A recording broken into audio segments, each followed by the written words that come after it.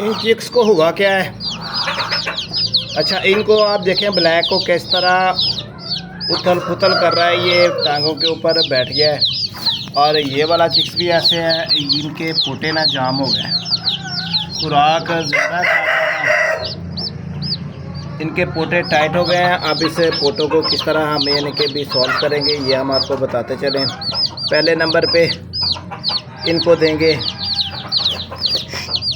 जैटी पाड़ का सिरप।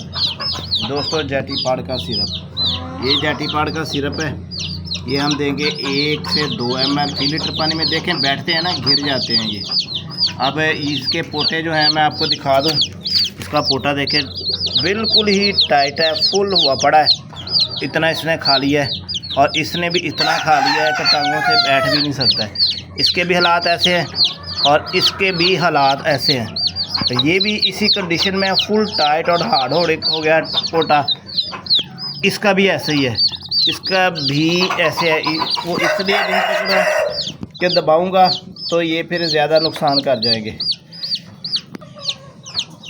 जैटी पार इनके किस जिगर को थोड़ा सा टाइट कर देगा, इनके जिगर को काम करना तेज़ करेगा और इनके जिगर की सफाई करेगा, साथ में अंतड़ियों की भी सफाई कर देगा। जैटी पार जो होता है सफाई करने के लिए होता है, खून भी साफ़ करेगा।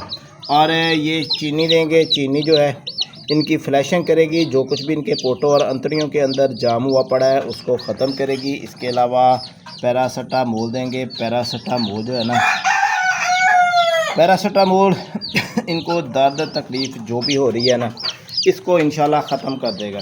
तो ये हमारे छोटे चिक्स हैं, ये इस कंडीशन में आ गए हैं। और इनको कल मेरा ख्याल है खुराक ज़्यादा डाल दी बच्चों ने, तो बार बार की खुराक डालने से ये वाली कंडीशन हो जाती है।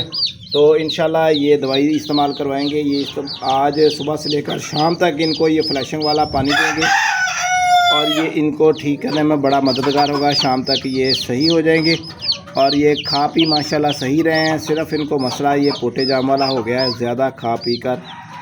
तो अगर वीडियो पसंद आए, आपके चिक्स को भी ये मसला हो, तो आप ये नुस्खा आजमा सकते हैं। मैं तो आजमाने लगा हूँ।